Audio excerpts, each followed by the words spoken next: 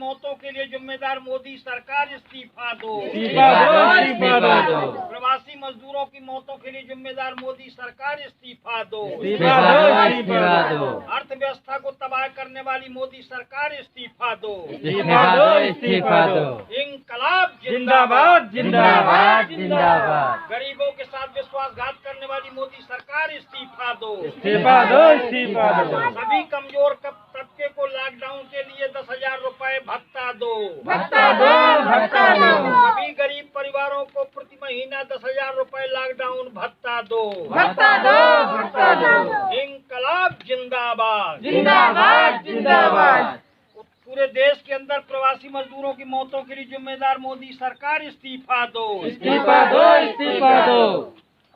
सम्मानित साथियों, आज पूरे देश के अंदर हमारी पार्टी के द्वारा मोदी सरकार से त्याग पत्र की मांग किया जा रहा है, और ये इसलिए किया जा रहा है कि पूरा देश ये देख रहा है कि जगह जगह मजदूरों की मौतें हो रही हैं।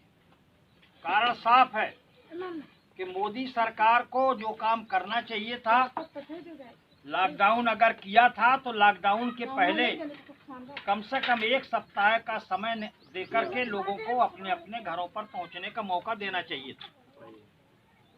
तो इस सरकार ने लॉकडाउन करने का केवल 4 घंटे का समय जनता को दिया और कहा कि हम पूरे देश के अंदर लोगों को हम राशन देंगे और किसी को हम भूख से मरने नहीं देंगे। लेकिन आज ये हाल है कि दिल्ली से लेके, सूरत से लेके, बम्बई से लेकर के पूरे देश के अंदर 8 करोड़ से ज़्यादा जो प्रवासी मजदूर शहरों में अपना घर छोड़ करके परिवार के साथ या अकेला काम की तलाश में गया था, वहाँ काम कर रहा था। राशन न मिलने के चलते, भोजन न मिलने के चलते वो मजदूर पैदल ही चलने के लिए बाध्य हो गया। इस सरकार ने यहाँ तक नहीं किया कि उन मजदूरों को पैदल जब वो निकल रहे थे तो रास्तों में पुलिस ने बुरी तरह से बर्बर उनकी पिटाई की, जिसके कारण, डर के कारण हजारों मजदूर मुख्य मार्गों से जाने की बजाय रेलवे लाइन की पटरियों से होके जाने लगा। उनके पैर बुरी तरह से घायल हो गए, बच्चे भूख प्यास से मर गए और सैकड़ों की संख्या में मजदूर जगह जगह दुर्घटना में मारे गए। इसी लखनऊ शहर के अंदर एक मजदूर जो छत्तीसगढ़ का परिवार था, वो साइकिल से अपने छत्तीसगढ़ के लिए निकल पड़ा। हाईवे पे जा रहा था, पीछे से किसी वाहन ने उसको टक्कर मार दी और दोनों पति पत्नी वहीं पर मर गए। तो ये किस्सा एक जगह का नहीं, आए दिन दुर्घटनाएं हो रही हैं। औरैया के अंदर अभी 3 दिन पहले 30 से अधिक मजदूर मर गए और बड़ी संख्या में मजदूर घायल। तो इन सबके लिए सीधी तौर पर पूरा देश इस बात का गवाह है कि मोदी सरकार ने अगर एक संवेदनशील सरकार के रूप में, एक जिम्मेदार सरकार के रूप में अगर कदम उठाए होते तो पहला काम था कि इन्हें राशन की व्यवस्था करनी चाहिए थी, भोजन की व्यवस्था करनी चाहिए थी। दूसरी बात थी कि जो भी मजदूर अपने घर जाना चाहता था, सरकार की ये जिम्मेदारी थी कि वो वाहन की व्यवस्था करती और उन लोगों को घरों में पहुंचाती। जब 2 महीने लॉकडाउन का खत्म हो गया, पूरे देश में जब हाय तौबा मचने लगा, सैकड़ों की संख्या में जब मजदूर मरने लगे, तब जाकर के मोदी सरकार को आई और तब जाकर के कुछ गाड़ियां चलाई। लेकिन अभी भी लाखों की संख्या में मजदूर अभी सड़कों पर है। तो इसके लिए मोदी सरकार और पूरी जो अर्थव्यवस्था है, लॉकडाउन के दौर में पूरी अर्थव्यवस्था ध्वस्त हो चुकी है। सारे के सारे कारखाने खत्म हो चुके हैं, बंद पड़े हुए हैं। लोगों का मानना यह है कि इस दौर में लगभग 27-28% से ज़्यादा लोग बेरोजगार हो गए। गांव के अंदर भी किसानों की बड़ी हालत खराब। तो पूरे देश में एक पूरा इस तरह की तबाही पैदा हो गई है और इस तबाही के लिए पूरा देश ये जान रहा है कि मोदी सरकार जिम्मेदार है। इसलिए आज पूरे देश के अंदर हमारी पार्टी ने कहा है कि अब नैतिकता के आधार पर इस सरकार को सत्ता में बने रहने का अधिकार नहीं है, क्योंकि जो सरकार लोगों की जिंदगी को सुरक्षित न रख सके, जो सरकार लोगों की जीवन की रक्षा न कर सके, जो सरकार लोगों को 2 वक्त की रोटी न दे सके, उस सरकार को सत्ता में बने रहने का अधिकार नहीं। आप देखिए किसी लॉकडाउन के दौरान अमेरिका से लेके, कनाडा से लेके, जर्मनी से लेकर के दुनिया के तमाम जो देश हैं, उन देशों के अंदर मजदूरों को, गरीबों को, आम मेहनत करने वाले लोगों को लाखों की संख्या में उनको धनराशि दिया जा रहा है, कैश दिया जा रहा है। और इसलिए कैश दिया जा रहा है कि ताकि उस पैसे से वो बाजार का सामान खरीदें। आम जनता खरीदारी करेगी, बाजार का सामान बिकेगा और अर्थव्यवस्था में फिर से गति आएगी। लेकिन मोदी सरकार का हाल यह है कि मोदी सरकार को जो भी प्रधानमंत्री केयर में पैसा आया है, आज तक पूरे देश की जनता के सामने इन्होंने उसका खुलासा तक नहीं किया है।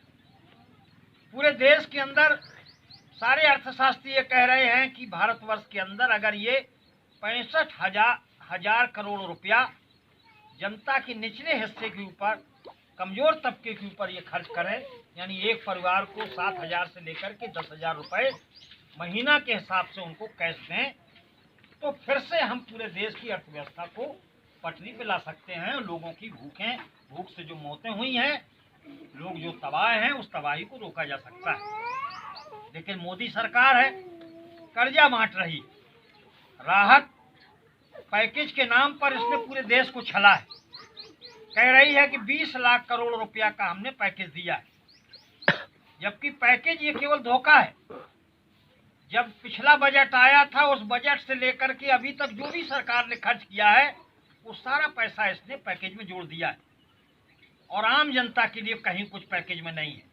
केवल लोन दे रही है और लोन पूंजीपतियों को दिया जा रहा है, जो कल भुगतान होने वाला नहीं है। तो ये लोन बांट रही है, कर्जा बांट रही है, और दुनिया के तमाम देश हैं वो कर्जा बांटने की बजाय वो लोगों को कैश दे रहे हैं। तो ये हाल है इस मोदी सरकार का। इसने ये किया है कि लॉकडाउन के दौरान पूरे देश की जनता कोरोना से कैसे बचे, कैसे उसके जीवन की सुरक्षा हो, ये काम करने की बजाय मोदी सरकार ने हमारे लोकतंत्र को, हमारा जो संवैधानिक जो गणतंत्र है, उस गणतंत्र को खत्म करने के लिए इसने काम किया है। हमारे सुप्रीम कोर्ट से लेके जो न्यायालय हैं, उन न्यायालयों को खत्म किया जा रहा है। हमारे देश में गरीबों के लिए जो कानून बने थे 1886 में, शिकागो के अंदर मजदूरों ने जो लड़ाई लड़ी थी, जिसमें तमाम मजदूर फांसी के फंदे पे चढ़े थे, गोली खाई थी, लेकिन इस सरकार ने इसी लॉकडाउन के दौरान ऐलान कर दिया कि पूंजीपतियों को 12 घंटे काम लेना चाहिए। हमारे उत्तर प्रदेश के जो महामहिम हैं योगी महाराज, उन्होंने तो कहा कि भाई हम 3 साल तक के लिए हम इन कानूनों को सस्पेंड कर रहे हैं, निलंबित कर रहे हैं, जबकि उनको कोई अधिकार नहीं था। इनको कोई अधिकार नहीं है कि ये, क्योंकि केंद्र के बहुत से कानून हैं और केंद्र सरकार जो है जब तक उसमें स्वीकृति नहीं देगी तब तक इस सरकार को कानून सस्पेंड करने का कोई अधिकार नहीं। तो महोदय ने ये किया और जिसका इनको खमियाना भुगतना पड़ा। कोर्ट ने भी कहा कि नहीं, इस तरह का जो गजट पेश किया है इसको, अध्यादेश को तुरंत इन्हें वापस लेना चाहिए। लेकिन इनकी नीयत अच्छी नहीं, ये जनता की लाशों पर राजनीति कर रहे। पूरे देश के अंदर चाहे सैनिकों की लाशों को करके इन्होंने राजनीति की हो, और आज ये पूरे देश के अंदर मजदूरों की लाशों पे राजनीति कर रहे। तो इसलिए साथियों, आज मोदी सरकार अगर सत्ता में रहती है, इस सरकार के हाथ में अगर हमारे देश की बागडोर रहती है, तो हमारा देश सुरक्षित नहीं है। किसान आत्महत्याएं करने लगा है, किसान की फसल और उपज है उसकी खरीदारी नहीं हो पा रही, गांव-गांव में जानवर उनकी फसल को नष्ट किए, अब किसी तरह वो घर लाया है फसल, तो आज उसकी फसल तक को भी ये सरकार नहीं खरीद पा रही। तो इसके राज में न मजदूर सुरक्षित है, इसके राज में न किसान सुरक्षित है, इसके राज में न लोकतंत्र सुरक्षित है। मोदी सरकार के राज में हमारा संवैधानिक गणतंत्र पूरी तौर पर खत्म किया जा रहा है। अब इस देश के अंदर एक जंगल राज की शुरुआत हो गई और हमें इस जंगल राज को समाप्त करने के लिए फिर से 1857 की तर्ज पर फिर से इस देश के अंदर एक नई जमहूरियत, एक नया लोकतंत्र, एक नई आज़ादी हमारे देश में पैदा हो। इसके लिए हमें फिर से एक बड़ी कुर्बानी करनी पड़ेगी, फिर से हमारा संघर्ष जारी होगा। आज हमारे देश के अंदर, पूरे देश में लोग जगह जगह धरना कर रहे हैं, प्रदर्शन कर रहे हैं और मांग कर रहे हैं कि मोदी सरकार, तुम देश को नहीं चला पा रहे, तुम केवल देश के अंदर हिंदू मुसलमान कर रहे, तुम देश के अंदर नफरत की राजनीति फैला रहे, इसलिए तुम अविलंब त्यागपत्र दो और इस देश के अंदर एक नए प्रकार की सरकार फिर से बने, नए प्रकार से लोग इस देश को चलाने के बारे में सोचें। आज इस आंदोलन का प्रमुख तौर पर मंशा यही हमारा है।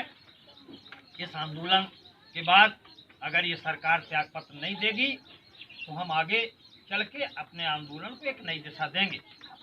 अभी 2 दिन बाद 22 तारीख को पूरे देश की ट्रेड यूनियन महासंघों ने, मजदूरों ने घोषणा किया है कि सरकार ने जो कानून खत्म कर दिए हैं, चाहे वो फैक्ट्री कानून हो, चाहे आपका औद्योगिक विवाद अधिनियम हो, चाहे हमारा पंजीकरण कानून हो, यहाँ तक कि ये सरकार हम निर्माण मजदूरों के लिए भी जो कानून बना है, क्योंकि इस देश के अंदर सबसे बड़ी संख्या भवन निर्माण मजदूरों की है, ये बड़ा उभरता हुआ उद्योग है, इस कानून को भी इस सरकार के हाथ में रहते सुरक्षित नहीं है।